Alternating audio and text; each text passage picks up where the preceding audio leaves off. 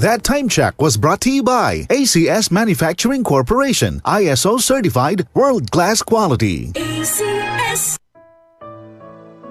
Pagbasa sa Aklat ng Kawikaan, Kabanata 12, talata 1 hanggang 28, ang taong may unawa ay tumatanggap ng payo, ngunit ayaw mapaalalahanan ang matigas ang ulo. Si Yahweh ay nalulugod sa taong matuwid, ngunit sa masasama siya ay nagagalit. Ang makasalanan ay hindi mapapanatag, ngunit ang matuwid ay hindi matitinag. Ang mabuting babae ay karangalan ng asawa, ngunit kanser sa buto ang masamang asawa. Ang taong matuwid ay mabuting makiharap, ngunit ang masama ay bihira lang magtapat. Pumapatay ng lihim ang mga pangungusap ng masama, ngunit ang salita ng matuwid ay nagliligtas sa kapwa. Ang masama ay lubusang mapaparam at di na magbabalik, ngunit ang sambahayan ng matuwid mananatiling nakatindig. Ang taong matalino ay magkakamit ng karangalan, ngunit ang aanihin ng masama ay pagkutsa lang. Ang maralitang nagsisikap ay mabuting di hamak kaysa nagkukunwang mayaman, ngunit sa gutom nakasadlak. Kahit sa kanyang mga hayop ang matuwid ay mabait, ngunit ang masama kahit kanino ay sadyang mabagsik. Ang taong masipag ay sagana sa lahat, ngunit ang isang hangal sa yaman ay salat.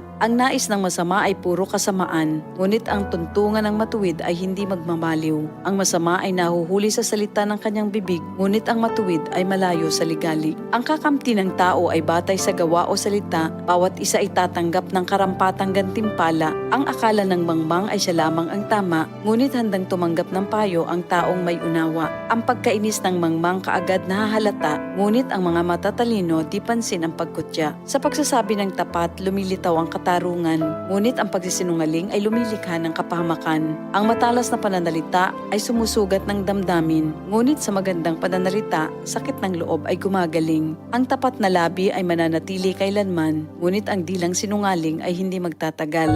Ang nagbabalak ng masama ay mag-aani ng kapahamakan, ngunit ang nag-iisip ng mabuti magtatamo ng kagalakan. Ang kasamaang palad ay malayo sa matuwid, ngunit ang buhay ng masama ay puno ng ligalig. Namumuhi si Yahweh sa taong sinungaling, ngunit ang tapat ay ligaya niya at aliw. Di agad sinasabi ang alam ng matalino, ngunit kahangalan ay inihahayag ng mangmang na tao. Balang araw, ang masikap, ang mamamahala, ngunit ang tamad ay mananatiling alila. Nagpapahina sa loob ng isang tao ang kabalisahan, ngunit ang magandang balita ay may dulot na kasiglahan. Ang payo ng kaibigang matuwid ay isang gabay, ngunit ang daan ng masama ay tungo sa pagkaligaw. Hindi makakamit ng tamad ang kanyang hinahangad, ngunit ang masikap ay laging may magandang hinaharap. Ang matuwid na landas ay patungo sa buhay, ngunit ang maling daan ay hahantong sa kamatayan. Ito ang salita ng Diyos.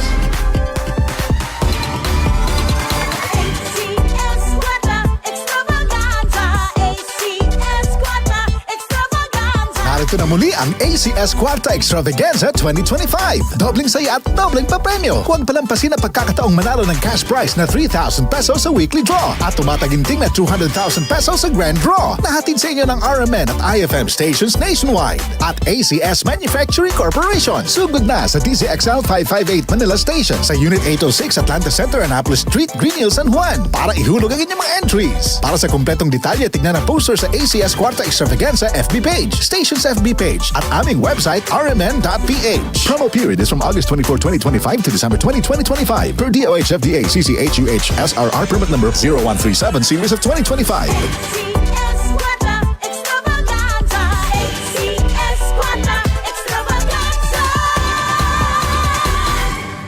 Kabloom! DCXL News, ang himpilan ng RM